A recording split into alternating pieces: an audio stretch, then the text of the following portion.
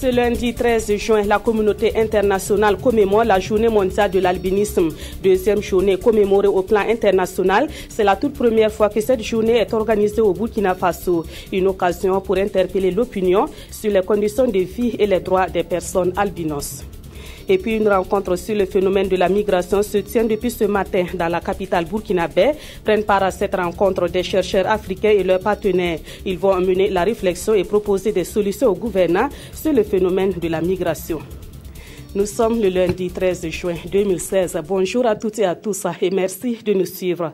Aujourd'hui, la communauté internationale commémore la journée de sensibilisation sur l'albinisme. Au plan national, cette journée est célébrée sur les thèmes diversité, inclusion et protection des droits des personnes albinos au Burkina Faso. Et cette journée est une occasion pour interpeller l'opinion sur les conditions de vie de ce groupe de personnes, interpellation notamment sur la santé, la stigmatisation et l'accès des albinos à l'emploi. Ibrahima Adama Koulibaly. Deuxième journée internationale de sensibilisation à l'albinisme, mais la première célébrée au Burkina. Ce 13 juin est une interpellation de l'opinion sur les conditions que vivent les personnes atteintes d'albinisme à travers le monde. Au Burkina Faso, la situation n'est guère reluisante, d'où la thématique de la protection des droits des albinos. On attend surtout des autorités gouvernementales et une implication donc du ministère de la Femme et de la Solidarité dans les problèmes des personnes albinos, notamment les problèmes d'emploi, parce qu'il y a beaucoup de personnes diplômées et déscolarisées qui attendent d'être employées. Si l'État peut faire des efforts dans le cadre de la prise en charge des personnes handicapées en général et des personnes albinos en particulier, dans la résolution du chômage dans ce milieu, c'est ça notre préoccupation majeure.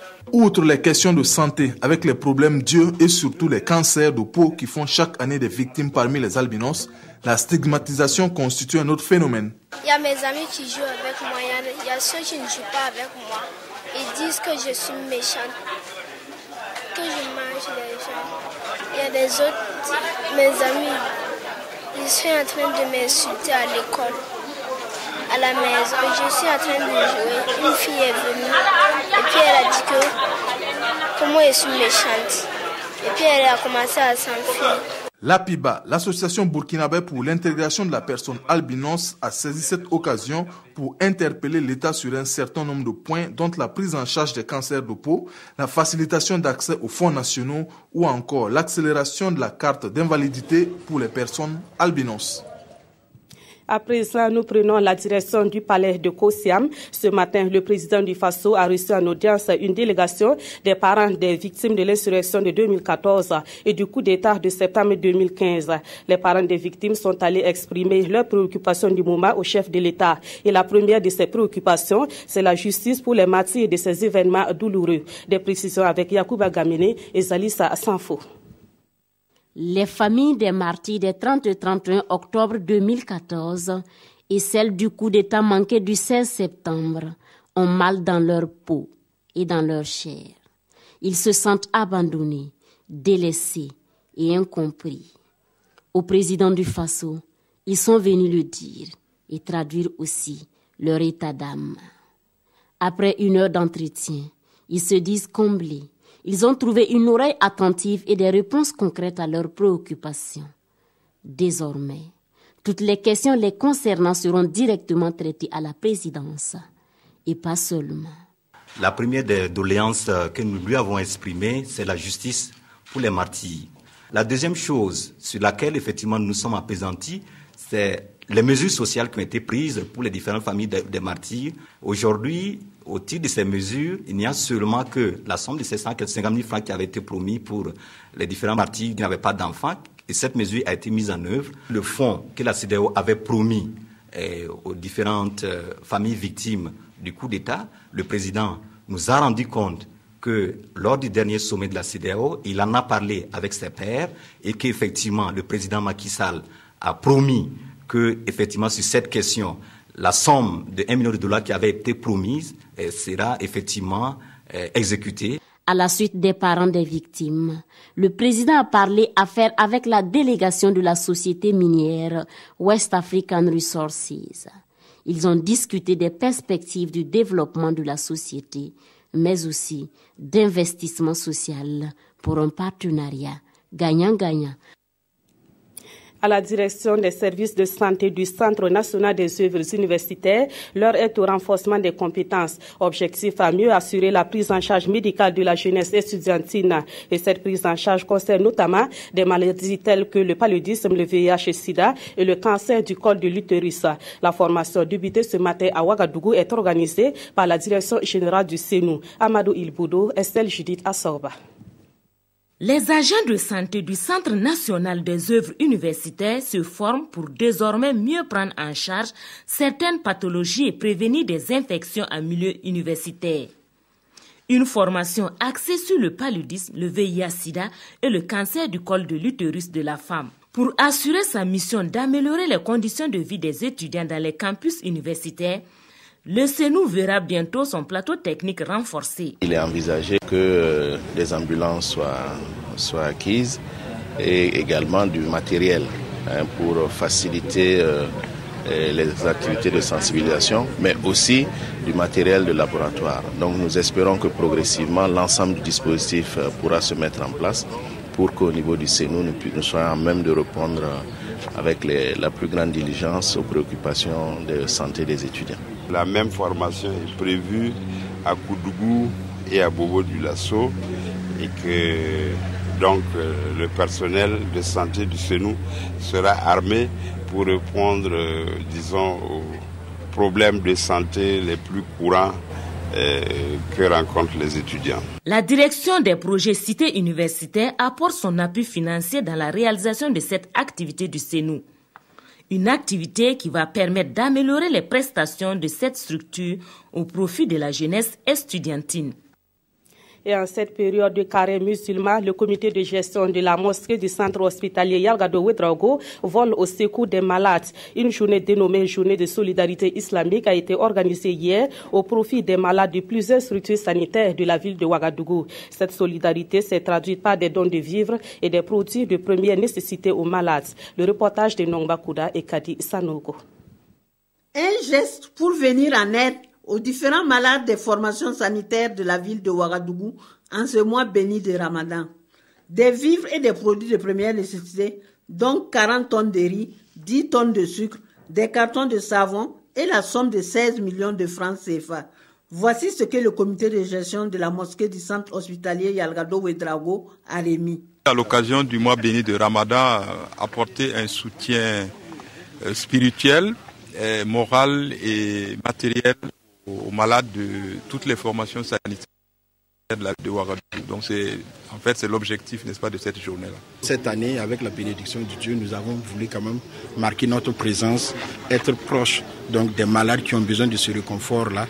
Et le PDG Kanazo Inoussa, il n'est pas sa première action, c'est quelqu'un qui a l'habitude de le faire. Ce geste a été bien apprécié par le premier responsable du centre hospitalier universitaire Yalgado Ouedraogo. Vous savez que l'hôpital Yalgado, de par sa taille, nous avons beaucoup de patients ici qui sont dans le besoin, tant ce qui concerne leur entretien quotidien que pour honorer certains frais d'examen, des médicaments, etc.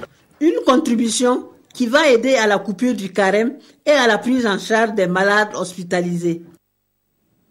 Dans l'actualité également, le phénomène de la migration est au cœur d'une réflexion débutée ce matin dans la capitale burkinabé. La rencontre réunit des chercheurs du continent africain et leurs partenaires. Au cours de leurs travaux, ils devront proposer des solutions au gouvernement pour maîtriser le phénomène de la migration. Les travaux se déroulent autour du thème migration, mobilité et développement en Afrique. Plus de précisions avec Adama Giti et Moumouni Soubega. La migration et les mobilités humaines en Afrique sont des pratiques de plus en plus courantes avec leur cortège de conséquences.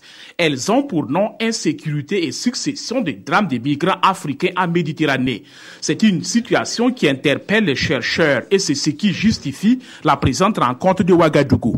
Nous sommes très heureux d'accueillir donc cet atelier qui va réunir des chercheurs dans le domaine des migrations, des économistes, des sociologues, etc., qui vont se plancher, qui vont réfléchir et apporter des solutions aux questions de migration, de mobilité et de développement en rapport avec la nouvelle donne mondiale aujourd'hui. À travers ces échanges, le programme Mich des Fruits mis en place par l'ASDEL, le laboratoire d'études et de recherche sur les dynamiques sociales et le développement local, veut établir un lien entre migration, mobilité et développement. Les chercheurs peuvent synthétiser les données qui existent, synthétiser les connaissances qui existent, non pas pour arrêter les migrations, ce qui est complètement impossible et utopique, mais pour pouvoir donc les organiser et les mettre au service donc du développement national, sous-régional et finalement du développement universel. L'ISSP, l'ACAD Ouagadougou, le programme Mich des Fruits et leurs partenaires suisses ont rendu possible ce cadre d'échange. À terme, il est question pour ces chercheurs de faire des propositions au gouvernement afin que les questions de migration et de mobilité humaine soient mieux gérées en Afrique. Le civisme, le patriotisme et le respect d'autrui enseigné à des jeunes burkinabés. C'était au cours d'un séminaire organisé ce week-end à Ouagadougou. Des communications et la projection d'un film sur l'incivisme au Burkina Faso ont été faites pendant ce séminaire. Un séminaire initié par le mouvement citoyen pour la paix universelle. Souleymane Sanou Oumoussissé. L'incivisme va grandissant dans le pays des hommes intègres. Pour contribuer à son éradication, le mouvement citoyen pour la paix universelle sensibilise les jeunes à travers un séminaire. Comme menu, ces jeunes ont un droit à des communications sur le civisme, le patriotisme, la sécurité routière et le respect de l'autre. C'est un événement qui est d'actualité, le civisme. Ça ne va pas. C'est la cause qui nous réunit ici aujourd'hui. Sensibiliser nos jeunes. Qu'est-ce qu'on va faire? On va les frapper, on ne va pas les frapper. On ne peut que les sensibiliser à travers ces événements. On pourra les impacter, les sensibiliser jusqu'à ce qu'ils comprennent que la vie, c'est parce qu'on vit aujourd'hui. Ils doivent suivre les conseils, les pas de nos anciens et voir comment se comporter pour que le Burkina prospère demain. Selon les communicateurs, il est de la responsabilité des parents d'inculquer les bonnes valeurs à leurs enfants. L'incivisme se pose comme un frein au développement économique et social du pays. À ce séminaire, les participants ont eu droit également à l'avant-première du film documentaire Zoom sur l'incivisme au Burkina Faso. Un film qui retrace les causes de cette situation et propose des solutions. Autre point de l'actualité avec ce droit de réponse du syndicat national des enseignants du secondaire et du supérieur. On apprend que la section d'Édougou de ce syndicat n'a pas participé au boycott de la correction des épreuves du BEPC. C'est le message adressé aux militants dans ce droit de réponse. Nous suivons Abdoulaye Kompaoré, le représentant du SNES section d'Édougou. Il est au micro de Nayal Gadou pour la Sawadougou. Par rapport aux corrections de boycott de correction du BPC, ce sont de 2016. Et nous avons reçu un message de notre bureau national qui nous informait que le mouvement engagé à cet effet ne concernait pas le SNES. Mais à notre grande surprise, nous apprenons à travers la télé nationale que le syndicat national des enseignants du secondaire et du supérieur SNES et celui de la FSINTER étaient en mouvement, boycottant les corrections pour soutenir les camarades de Banfora. Voilà. Nous tenons à travers votre micro à rassurer nos militants que l'information que nous avons donnée, relayée, l'information du bureau national que nous avons relayée, n'a pas changé en termes de contenu. Pour les rassurer également que le SNES, le syndicat national des enseignants du secondaire et du supérieur, n'est pas engagé dans ce mouvement. Pourtant, le secrétaire à l'information de la FSINTER confirme la présence de deux éléments du SNES. Bon, on ne peut pas empêcher quelqu'un d'agir librement. S'il l'a trouvé, si certains collègues soutiennent le mouvement, nous désengageons. Mais au niveau du SNES, nous avons été clairs que le mouvement ne nous concernait pas. Et nos militants, dévoués, engagés, ont suivi vraiment le mot d'ordre. Radio Burkina a abrité ce week-end la finale du concours d'art oratoire dénommé The Batters. L'objectif de cette compétition est d'aider les jeunes à maîtriser la prise de la parole en public et à savoir manier la langue française. Cette finale a opposé chez les élèves le lycée Ouézin Coulibaly de Bobo-Dioulasso au lycée Nelson Mandela de Ouagadougou. Chez les étudiants, ceux de l'université polytechnique de Bobo-Dioulasso ont affronté ceux de l'université Ouagadougou. Les résultats de cette compétition dans ce reportage de Paul David Bambara et Abdoul Rasmane Zango. Studio de la radio mère, Radio Burkina, et le verdict de la finale des élèves fait office du sacre du lycée Ouézin Coulibaly au détriment du lycée Nelson Mandela. Les 4 finalistes, divisés en couples de participants, ont débattu sur le thème dont voici la substance. La politique de la chaise vide en Afrique, opportunité ou menace pour la démocratie. L'argumentaire du oui l'emporte, selon le jury. J'invite tous les jeunes à participer à ce concours T-Batteur-là, parce que c'est une manière d'abord d'apprendre et ensuite c'est une manière d'impacter son entourage. Les Koglouégo, une justice tyrannique ou palliative, démontre-le. L'université Ouagadougou pro Koglouégo dans cette compétition ravit la vedette à sa concurrente polytechnique de Bobo-Dioulasso anti-Koglouégo. Nous avons défendu la position pour le Koglouégo et on a argumenté comme on le peut. Et heureusement, nous avons été compris par les membres du jury. L'initiateur revient sur les objectifs recherchés. T-batteur, qui est un néologisme qui combine le thé et le batteur. C'est né à Bobo-Dioulasso dans l'esprit de faire en sorte que les grains de thé, qui sont des espaces de rencontre entre les jeunes à Bobo, puissent être des grains de thé qui vont participer au renforcement de la démocratie. Les vainqueurs représenteront le Burkina Faso à une finale régionale prévue au mois de juillet prochain et face aux adversaires venus de la Côte d'Ivoire, aussi bien dans la catégorie des élèves que celle des étudiants. Dernier élément de cette édition, les quotidiens de ce lundi se sont intéressés à la situation sécuritaire au Burkina Faso. Les journaux nous apprennent aussi que les Koglouégo s'organisent de plus en plus comme des administrations locales. Des précisions dans la revue de presse signée Aimé Solange Guigma. Il est question dans les parutions du jour de l'insécurité au Burkina Faso. Pour le soir, le Burkina doit inquiéter au regard des problèmes en forme d'une insécurité qui menace sérieusement les fondements et la stabilité du pays, surtout l'insécurité constatée dans le monde judiciaire et politique. Le journal précise que le cas des Koglouégo est encore plus grave au sens où c'est le fondement de l'état de droit et de la République qui se trouve mis à rude épreuve. Cette structure d'autodéfense, selon le SOA, s'est autorisée les rôles de police, de justice, de percepteur et même d'administrateur public. Heureusement que celui-là même que l'on considère comme le chef suprême des Koglouégo a décidé de mettre le holà dans l'affaire de ses frères d'armes qui ne respectent aucune frontière dans leurs actions, s'exclame Sidouaya. Le journal de tous les Burkinabés indique également que la fin de la récréation a été sifflée à Fada par le ministre Compaoré, pour qui il n'est plus question que des gens fabriquent des prisons, affiche aujourd'hui au Faso. Même si cela va demander une mobilisation des forces de défense, de forces de sécurité, mais également chacun pris individuellement et collectivement, ajoute Simon Compaoré dans le quotidien. Ainsi, les Koglouégo ne pourront plus défier l'autorité de l'État, conclut l'observateur Palga.